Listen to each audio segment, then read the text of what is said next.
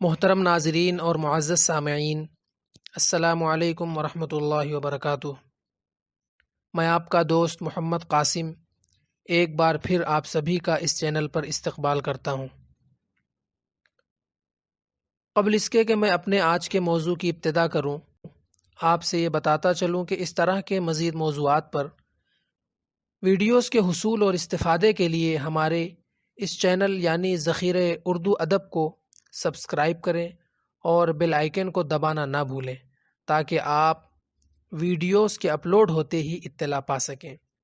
دوستو، آج کا ہمارا موضوع ہے شاعری پر شبلی کا نقطۂ نظر۔ شعر و ادب کے سلسلے میں شبلی کا نقطۂ نظر رومانی ہے۔ وہ شاعری پر پابندیاں عائد کرنے کے خلاف ہیں اور اسے مکمل آزادی دلانا چاہتے ہیں۔ خطیب پر طرح طرح کی پابندیاں اور ذمہ داریاں ہوتی ہیں، اسی لیے وہ خطابت اور شاعری میں امتیاز کرتے ہیں۔ شبلی کے نزدیک خطیب سامعین سے سروکار رکھتا ہے، جبکہ شاعر کا معاملہ اداکار کا سا ہے۔ ایک اداکار خوب جانتا ہے کہ ہزاروں آنکھیں اس کی اداکاری پر لگی ہوئی ہیں، لیکن بظاہر اسے یہی محسوس ہوتا ہے کہ وہ اس سے بے خبر ہے۔ یہی حال شاعر کا ہے، اسے دوسروں سے غرض نہیں ہوتی۔ وہ یہ نہیں جانتا کہ شعر لکھتے وقت اس کے سامنے کوئی موجود ہے یا نہیں۔ اس کے دل میں جذبات پیدا ہوتے ہیں، وہ بے اختیار ان جذبات کو ظاہر کرتا ہے۔ جس طرح درد کی حالت میں بے ساختہ آہ نکل جاتی ہے، اسی طرح یہ اشعار دوسروں کے دلوں کو بھی متاثر کرتے ہیں۔ یعنی شاعری میں تاثیر کا ہونا بہت ضروری ہے۔ اصلی شاعر وہی ہے جس کو سامعین سے کچھ غرض نہ ہو۔ شبلی کا نظریہ انہیں شاعری کے جدید تصورات سے نزدیک کر دیتا ہے۔ رومانی شاعر و نقاد ورثورتھ نے کہا تھا کہ شاعری جذبات کے بے اختیار منہ سے نکلنے کا نام ہے۔ شبلی بھی جذبات کے فوری اور بے ساختہ اظہار کو شاعری کہتے ہیں اور اسے حیوانات کے فطری اظہار سے ملتا جلتا بتاتے ہیں۔ ان کے مطابق جس طرح شیر گرجتا ہے، ہاتھی چنگھاڑتا ہے، کوئل کوکتی ہے، طاؤس ناچتا ہے، سانپ لہراتے ہیں، اسی طرح انسان کے جذبات بھی حرکات کے ذریعے ادا ہوتے ہیں۔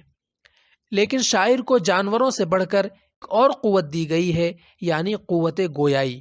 اسی لیے جب اس پر کوئی قوی جذبہ طاری ہوتا ہے تو بے ساختہ اس کی زبان سے موزوں الفاظ نکلتے ہیں۔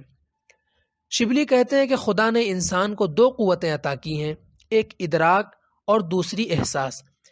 ادراک سوچنا، غور کرنا اور مسائل کو حل کرنا ہے۔ احساس کا کام صرف یہ ہے کہ جب کوئی متاثر کن واقعہ پیش آتا ہے تو وہ متاثر ہو جاتا ہے۔ غم کی حالت میں اسے صدمہ ہوتا ہے، خوشی میں سرور ہوتا ہے، حیرت انگیز بات پر تعجب ہوتا ہے۔ یہی قوت ہے جس کو احساس کہتے ہیں اور یہی شاعری کا دوسرا نام ہے۔ یعنی یہی احساس جب الفاظ کا جامہ پہن لیتا ہے تو شبلی کے نزدیک وہی شعر بن جاتا ہے۔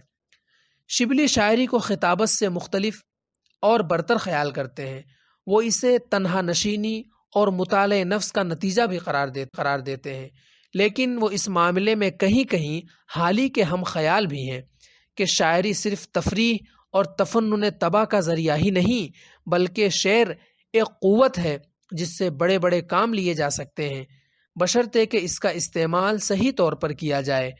عربوں نے اس فن سے بڑے بڑے کام لیے ہیں۔ اخلاق کی تعلیم دینے کا شاعری سے بہتر اور کوئی ذریعہ نہیں۔ کبھی کبھی ایک شعر ایسی اخلاقی تعلیم دیتا ہے جو ایک ضخیم کتاب بھی نہیں دے سکتی۔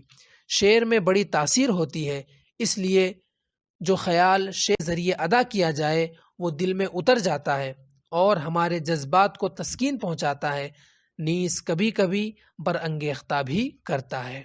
شکریہ۔